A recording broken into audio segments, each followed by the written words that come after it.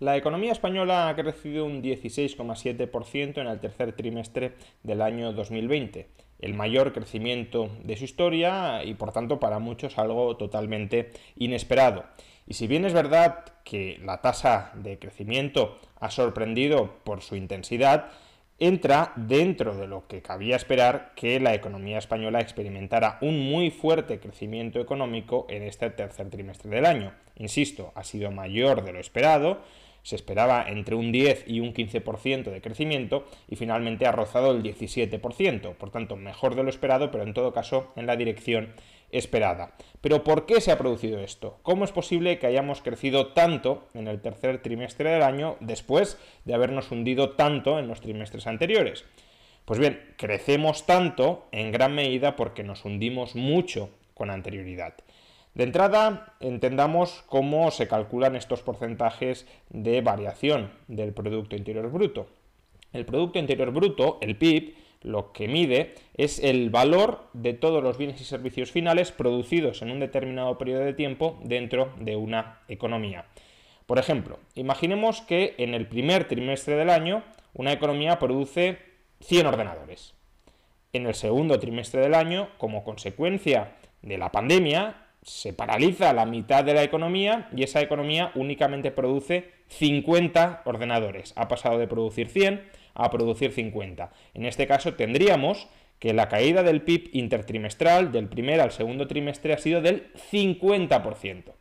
Sin embargo, si en el tercer trimestre la economía vuelve a operar por debajo de lo que operaba en el primer trimestre, pero apreciablemente por encima de lo que sucedía en el segundo, es decir, si se reabre en parte la economía y ya no volvemos a producir 50 ordenadores, sino que producimos 80, fijémonos que sigue habiendo una caída acumulada del 20%, producíamos 100 a principios de año, estamos produciendo 80 en el tercer trimestre, pero entre el segundo, 50, y el tercero, 80, se ha producido un aumento del PIB, un crecimiento del PIB del 60%. Por consiguiente, no nos dejemos confundir o engañar por las estadísticas. Las estadísticas del PIB siguen reflejando una caída muy considerable desde el comienzo de la pandemia hasta el momento de nuestra economía, de nuestra actividad económica. La caída acumulada desde principios de año, desde el último trimestre del año pasado a la actualidad, es de más del 9% del PIB. La mayor caída de toda nuestra historia. En términos interanuales, si comparamos el tercer trimestre de 2020 con el tercer trimestre de 2019, seguimos produciendo un 8,7% menos de lo que producíamos hace un año. Por tanto, estamos todavía ante una magnitud, ante una caída muy considerable. Pero en el tercer trimestre, como se ha reabierto la economía y como además durante gran parte de este trimestre la pandemia ha estado más o menos bajo control y se ha permitido, salvo en la última etapa del año, retornar a la mayoría de actividades que desarrollábamos antes de la pandemia, salvo, y ahora exploraré este crucial punto, salvo en actividades de, digámoslo así, consumo y producción social, pues hemos regresado a cifras de producción similares a las previas de la pandemia en aquellos sectores donde, insisto, se ha podido volver a la normalidad. Y si regresamos a cifras de producción similares a las previas a la pandemia en aquellos sectores donde se ha podido regresar a la normalidad, entonces es plenamente comprensible que el PIB aumente, que en nuestro ejemplo anterior pasemos de producir 100 ordenadores a producir 50, a producir 80 y por tanto registremos un incremento histórico de 50 a 80, un 60% de aumento del PIB durante este tercer trimestre. En el caso de España, como digo, ha sido del 16,7%. Sin embargo, y esto es lo verdaderamente interesante y preocupante, esta recuperación de la actividad en el tercer trimestre del año ha ido por barrios. No es que toda la economía se haya hundido en el segundo trimestre del año y a su vez se haya recuperado proporcionalmente en el tercer trimestre del año. No, lo que observamos en el conjunto de la economía española es que hay sectores donde la actividad ya se ha recuperado plenamente, incluso hay sectores que están mejor de lo que estaban antes de empezar la pandemia, y en cambio hay otros sectores que continúan absolutamente hundidos. En este gráfico observamos cuál ha sido la tasa de variación interanual, comparando la actividad, la producción, el valor añadido generado por diversos sectores en el tercer trimestre de este año, de este de 2020, con el mismo trimestre del año anterior, antes de la pandemia. Y lo que observamos es que hay tres grandes sectores económicos en España que están mejor que antes de la pandemia. En concreto, las actividades financieras y los seguros crecen a lo largo de este año en un 6%, la agricultura, que ha crecido un 5%, y, como no, la administración pública, los servicios educativos y sanitarios, que crecen prácticamente un 2%. Por tanto, esta parte de la economía española se expande. Luego hay otra parte de la economía española que se contrae, pero menos que la media. En concreto, la industria, que se contrae aproximadamente un 3%, 3,5%, por tanto no estamos ante un gran desplome de la actividad industrial comparando este trimestre con el mismo del año anterior. El sector de información y comunicaciones, que también cae algo por debajo de la media interanual, que es del 8,7%, el conjunto de la economía ha caído un 8,7%. Luego tenemos dos sectores que caen aproximadamente lo que la media o algo más, un poco más que la media, que es el sector de la construcción, donde probablemente haya todavía cierto margen para mejorar, y el sector de actividades profesionales, los autónomos, que en muchos casos se han quedado paralizados. Y luego nos encontramos, y este es el gran drama de la economía española, con un sector que claramente sigue desplomado, sigue hundido, sigue laminado, que experimenta un desplome interanual de más del 22%, es decir, mientras el conjunto de la economía ha caído un 8,7%, incluso hay sectores que suben un 6, un 5, un 4, este sector cae desde el tercer trimestre de 2019 al tercer trimestre de 2020 más de un 22%. Es el sector de comercio, restauración y hostelería. Y desde luego, si extractáramos la parte del sector propiamente turístico, hostelería y restauración, y quitáramos el comercio, porque la actividad de muchos comercios también ha mejorado con respecto al año anterior,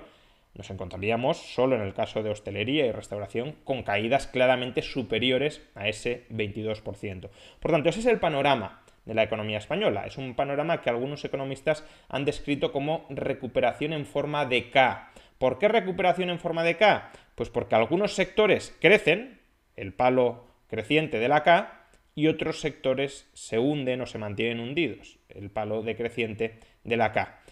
¿Esto qué significa? Pues que tenemos una economía que en parte ha regresado, si queremos simplificar mucho, ¿no?, para entender la narrativa. Una parte importante de la economía española ha regresado ya en el tercer trimestre del año a sus niveles prepandemia o a unos niveles de actividad muy cercanos a sus niveles prepandemia, pero hay otra parte de la economía española que sigue absolutamente hundida, que sigue colapsada y cuyas perspectivas de recuperación no son nada positivas. Es como si una parte, pongamos el 15% de la economía española muere,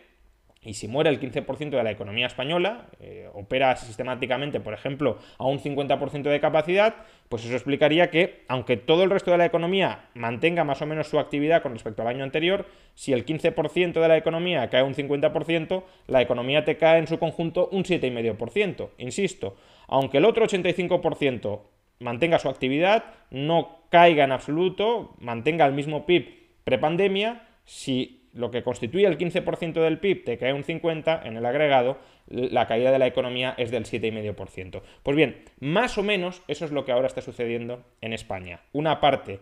importante de la economía española, aquella vinculada con el turismo y en general con las actividades de consumo social, no solo el turismo, sino también las actividades que podemos desarrollar los españoles internamente y que implican interacciones sociales, se sigue viendo muy perjudicada, incluso tras la apertura de la economía, porque las interacciones sociales se siguen minimizando y, por tanto, el consumo de esos servicios sociales, de esos servicios que constituyen actividades sociales, todavía se ve lastrado y no hay grandes perspectivas de recuperación. Pero bueno, uno podría decir, si el 85%, el 90% de la economía ya está operando a sus niveles prepandemia o a niveles muy cercanos a sus niveles prepandemia, pues entonces tampoco la situación es tan mala, tampoco la situación es tan crítica. A este respecto, dos comentarios que nos deben alertar sobre los riesgos a los que nos vamos a enfrentar en el futuro. Primero, estos datos se corresponden a un nivel de actividad restablecida después de que las restricciones del estado de alarma para minimizar la transmisión de la pandemia fueran levantadas. Es decir, en el tercer trimestre del año prácticamente no había ningún tipo de restricción en ninguna parte de España e incluso, como ya he dicho antes, la pandemia estaba bajo control. Por tanto, los españoles, muchos de ellos, regresaron a la normalidad. Y claro, si regresas a la normalidad, vuelves a producir lo que producías durante la normalidad. En el cuarto trimestre de este año ya nos estamos enfrentando a nuevas restricciones por motivos sanitarios y también a reacciones por parte de la población que están intentando minimizar las interacciones sociales para reducir su riesgo de contagio. Por tanto, la posibilidad de que haya segundas, terceras o cuartas olas que paralicen de nuevo la actividad económica del país, aunque no vuelvan a paralizarla, que está por ver, a ritmos similares a los del segundo trimestre del año, suponen una amenaza directa a esta perspectiva de reactivación de la economía española. Es perfectamente factible que en el cuarto trimestre del año no crezcamos en absoluto, de tal manera que la caída acumulada a final de año rondaría el 10%, no el 8,7% como ahora, sino podría rondar perfectamente el 10%, o que incluso nos volvamos a contraer en el cuarto trimestre del año. ¿Y qué decir de 2021? Si en 2021 la pandemia sigue descontrolada y la actividad sigue parcialmente suspendida, incluso más suspendida si el gobierno va reforzando las restricciones para frenar el virus, pues nos podemos encontrar con que la recesión se acelera. Entonces, existe un riesgo sanitario-económico muy evidente de que la reactivación que hemos experimentado en el tercer trimestre del año sea un mero espejismo que termine despejándose durante los próximos trimestres si no controlamos la pandemia. Pero existe todavía otro riesgo del que creo que todavía no somos muchos o no son muchos muy conscientes. Del anterior riesgo más o menos todos somos conscientes. Si volvemos a las restricciones, si volvemos al confinamiento, si volvemos a las medidas de distanciamiento social para contrarrestar la pandemia, evidentemente copiaremos parte de los resultados que vivimos en el segundo trimestre del año. Pero como digo, hay otro riesgo del que no mucha gente es consciente. Planteémonos lo siguiente: ¿cómo es posible que si una parte significativa de la economía española, el sector de la hostelería, el sector de la restauración, está operando a un 30%, un 40% por debajo de lo que solía operar, es decir, tiene mucha menos actividad de la que tenía, cómo es posible que si esa parte de la economía española, que da empleo a tanta gente, está operando a un 30 o un 40% por debajo de su capacidad habitual, los ingresos de las personas que trabajan en esos sectores no se hayan contraído de una manera masiva, de una manera importantísima, y esa contracción de los ingresos de esa parte de la población española, que no es el conjunto de la población española, pero sí es un porcentaje significativo de la población española, no haya afectado negativamente al resto de la economía. Porque si, pongamos por caso, el 15% de la economía deja de recibir ingresos y ese 15% de la economía deja de gastar en el resto de la economía, el resto de la economía, aunque pueda operar a su nivel habitual de capacidad porque no se ve afectado por la pandemia, aún así también ingresará mucho menos porque recibirá menos gasto de aquellos sectores que han sido afectados y que siguen afectados por la pandemia. ¿Cómo es posible que esto no se haya materializado? ¿Cómo es posible que la mayoría de sectores estén regresando a la normalidad o no hayan caído muchísimo, pese a que una parte, un 10, 15, 20% de la economía española sí está y sí sigue totalmente hundida? Pues no lo olvidemos, porque el gobierno, a través de distintos programas de gasto, como por ejemplo los ERTE, pero no solo los ERTE, está sosteniendo de momento las rentas de muchas personas que las habrían perdido por la pandemia, pues todo el sector de la hostelería, de la restauración, habría visto despidos masivos que habrían llevado a pérdidas de ingresos también masivas y por tanto a contracciones agregadas muy importantes del gasto que habrían repercutido sobre el resto de la economía, pero como están los ERTE, más o menos los ingresos de esta parte de la población se han mantenido pese al considerable aumento del paro efectivo, es decir, del número de personas que no están generando actividad porque no hay actividad en algunos sectores. Ese sostenimiento de los ingresos de una parte de la población que está desempleada, a efectos prácticos, y que por tanto también es un sostenimiento del gasto de estos sectores de la población, es lo que ha permitido hasta el momento que el resto de la economía, que no está muy afectada directamente por la pandemia, porque no desarrolla actividades de producción o de consumo social que sean impedidas por el riesgo de transmisión del virus, ha permitido que esa parte de la economía siga operando desde el lado de la oferta y que desde el lado de la demanda no haya sufrido una contracción de su gasto. Sin embargo, lo que debemos plantearnos es durante cuánto tiempo el gobierno podrá mantener estos programas de mantenimiento de ingresos. Ya no digo durante cuánto tiempo va a ser conveniente que los mantenga, porque ese sería otro debate, si es conveniente que mantenga sectores paralizados y subsidiados sine die. Incluso aunque el gobierno quiera mantener los subsidios de sectores que estén paralizados, ¿durante cuánto tiempo podrá mantenerlos? ¿Durante cuánto tiempo el gobierno podrá mantener déficits públicos tan gigantescos como los que tenemos este año? Porque no olvidemos que este rebrote histórico, sí, de la actividad económica, se produce también con un déficit público histórico que se dirige en gran medida a sostener la renta, para sostener los ingresos de sectores que se ven afectados directamente por la pandemia, para a su vez sostener el gasto que se dirige hacia sectores que no se ven afectados directamente por la pandemia. ¿Durante cuánto tiempo se podrá mantener este déficit? Porque el endeudamiento público no es eterno, y menos en un país que tiene una capacidad de endeudamiento limitada, de no ser por el apoyo que nos está dando directa e indirectamente la Unión Europea, como es España. Si España ha de ir retirando los estímulos antes de que esta parte de la economía española, hostelería, restauración, etcétera, todo lo vinculado con el consumo social, se recupere, entonces, cuando se retiren los estímulos y esa parte de la economía siga sin tener ingresos, esa merma de ingresos se trasladará en forma de merma de gasto al resto de la economía, y el resto de la economía también sufrirá y también experimentará caídas de actividad por debajo de los niveles previos a la pandemia. Entonces, ese es un riesgo que está ahí, y ese riesgo es creciente conforme más tiempo se vaya extendiendo la pandemia actual. Si la pandemia dura descontroladamente 1 año, 2 años, 3 años, es muy probable que el gobierno no pueda mantener, no sea capaz de mantener los elevados niveles de endeudamiento público del año 2020. Y si empieza a retirarlos, aunque pongamos por caso el 80-85% de la economía esté funcionando en condiciones de normalidad, el 15-20% que esté paralizado y sin ingresos suplementados por el gobierno vía gasto público, se trasladará vía efecto multiplicador, se trasladará negativamente al resto de la economía, que sufrirá mucho más de lo que ha sufrido hasta ahora. Y en todo caso, aunque superáramos la pandemia, no olvidemos que toda la deuda pública que se va acumulando hoy se va a tener que repagar mañana, y eso van a ser más impuestos futuros y por tanto más lastre al crecimiento futuro de aquellos sectores que no se han visto tan directamente afectados por la pandemia.